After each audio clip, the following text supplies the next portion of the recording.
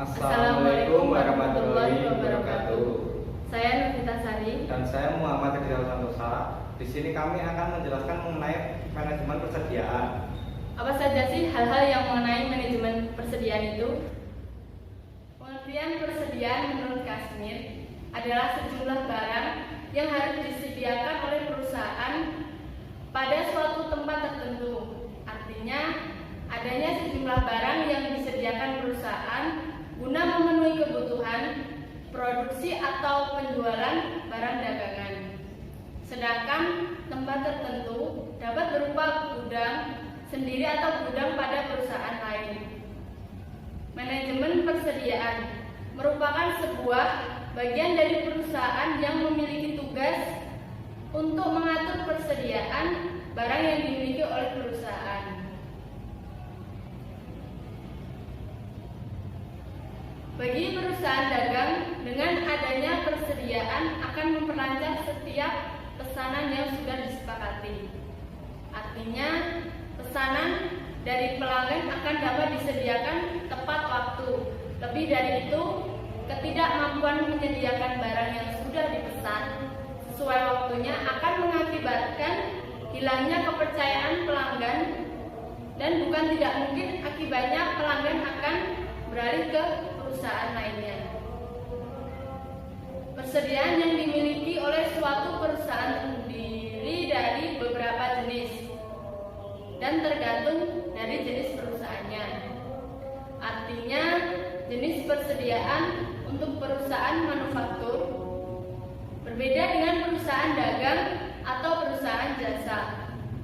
Khusus untuk perusahaan dagang, biasanya jenis persediaan tidak terlalu banyak, yaitu hanya satu jenis barang.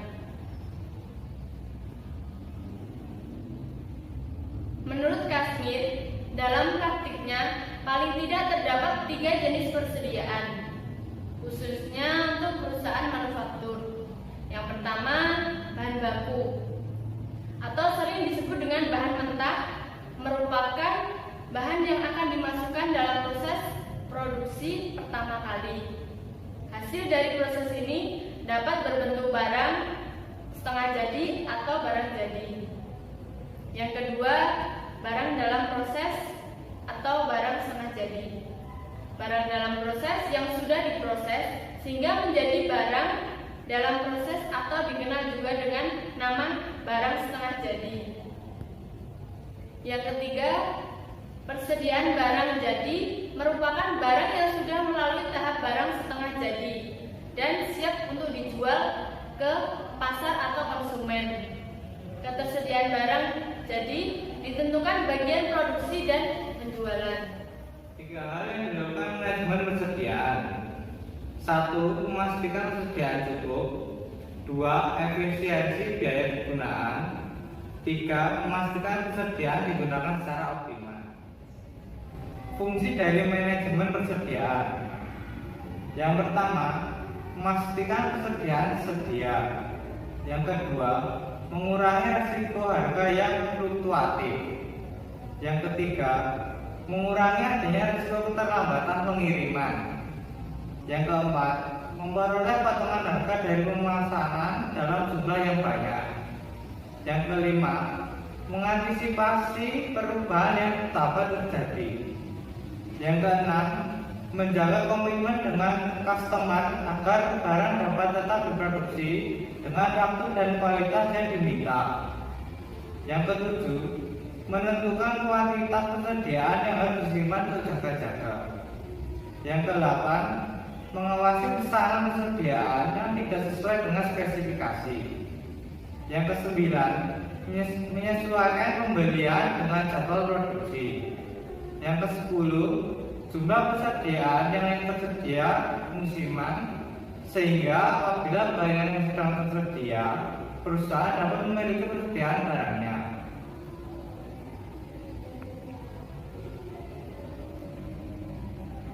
Hal yang dapat mengatur manajemen persediaan seperti beberapa hal di bawah ini. Jumlah dana yang tersedia, ketersediaan dana yang dimiliki ini akan sangat berpengaruh terhadap prioritas pemberian kesediaan item apa yang urgent untuk dibeli dan item apa yang masih dapat ditunda. Yang kedua, lead time, waktu tunggu barang yang dipesan ini hingga barang diterima dengan keadaan baik.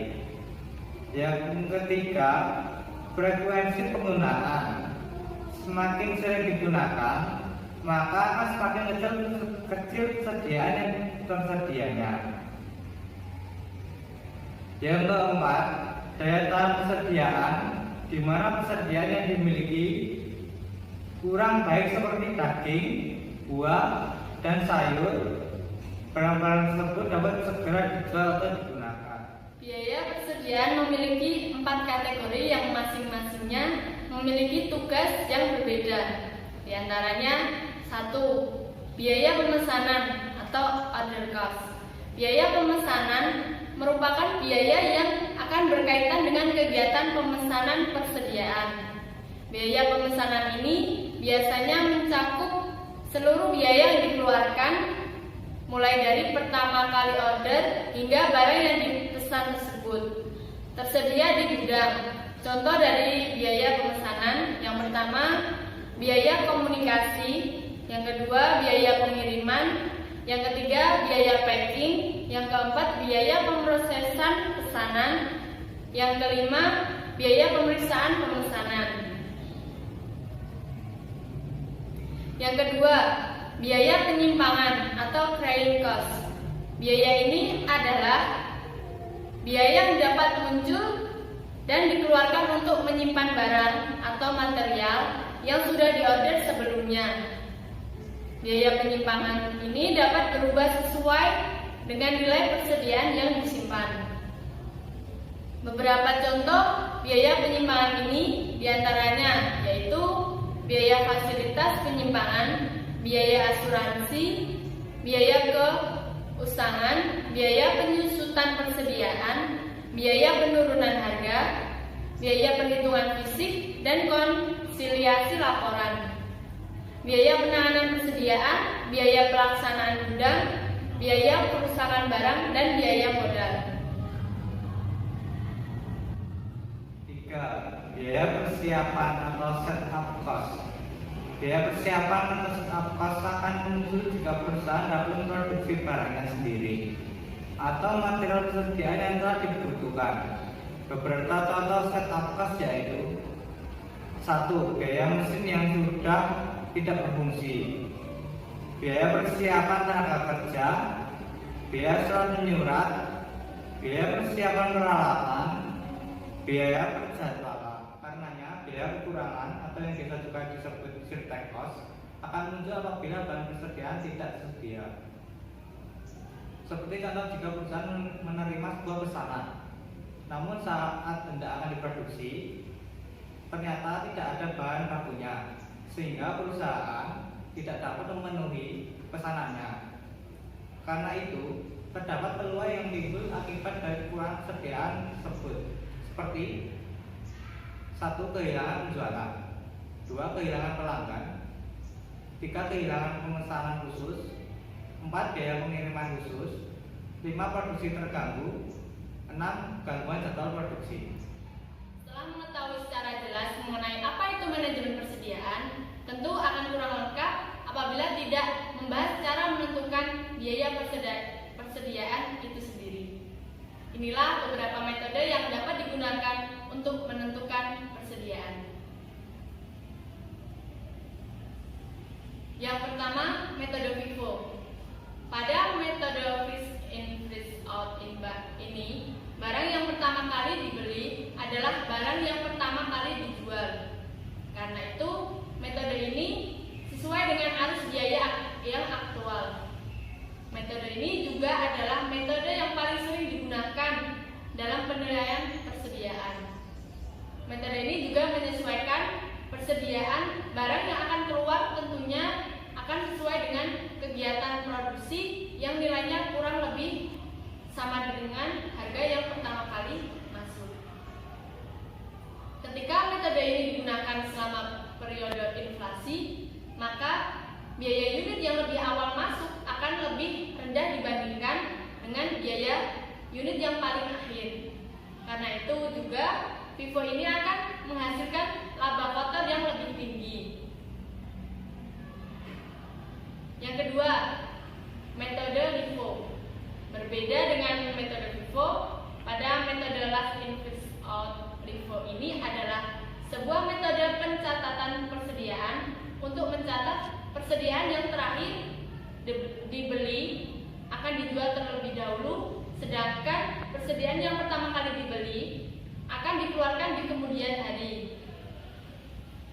Satu hal yang perlu diingat bahwa perusahaan tidak lagi diperbolehkan untuk menggunakan metode last in first out dalam pencatatan persediaan miliknya. Hal ini karena dengan menggunakan metode ini, pajak perusahaan akan lebih kecil saat terjadinya inflasi. Biasa digunakan untuk melakukan perhitungan biaya per unit persediaan dengan cara rata-rata yang tertimbang. Caranya dengan membagi jumlah biaya barang yang tersedia untuk dijual dengan jumlah unit yang akan dijual, sehingga dapatlah biaya rata-rata per unit. Setelah mengetahui biaya rata-rata per unit, maka langkah terakhir adalah dengan menghitung persediaan akhir dan beban pokok penjualan. Itulah manajemen persediaan, di mana hal ini tentu memiliki peran yang cukup penting dalam jalannya sebuah perusahaan. Setelah mengetahui cukup jelas, tinggal bagaimana mengelola secara baik dan melakukan pengendalian persediaan yang dilakukan secara berkelanjutan. Formula yang digunakan untuk menentukan economical order quantity adalah sebagai berikut. EOQ sama dengan akar 2RO dibagi CP. EOQ sama dengan kuantitas pemesanan yang paling ekonomis. O, biaya pemesanan setiap kali pesan. R, kebutuhan bahan tahunan. C, presentasi biaya simpan. Dan P sama dengan harga beli per unit persediaan. 1. Biaya pesan adalah biaya yang diperlukan dari pemesanan sampai barang itu tiba di gudang dan siap untuk digunakan. 2. Biaya simpan adalah biaya yang dikeluarkan selama periode tertentu yang ada pada umumnya akan meningkat dengan meningkatkan persediaan yang disimpan. 3. Stock out cost, yaitu biaya yang timbul karena tidak tersedianya bahan yang cukup. Formula tersebut dapat diterapkan jika dipenuhi 4 asumsi dasar sebagai berikut. 1. Tingkat penjualan dapat diperkirakan. 2. Penggunaan bahan yang konstan. 3. Pemesanan dapat dilakukan seketika. 4. Pengiriman dapat dilakukan dengan cepat dalam kondisi kepastian. Asumsi bahwa pemesanan dapat dilakukan seketika juga pengiriman, maka recorder poinnya akan sama dengan 0. Kita bisa lihat contohnya. Kebutuhan bahan PT Barita selama 1 tahun 480.000 unit dengan harga per unit Rp10. Biaya pesan setiap kali pesan 60.000, biaya tersimpan 40% dari nilai rata-rata persediaan. Safety stock 30.000 unit dan waktu tunggu atau lead time selama setengah bulan. Hitunglah EOQ-nya. Penyelesaiannya tinggal masukkan rumus tadi dan hasilnya adalah EOQ sama dengan 120.000 unit. Sekian penjelasan dari kami. Saya Nurita Sari Dan saya Muhammad Rizal Santosa. Wassalamualaikum warahmatullahi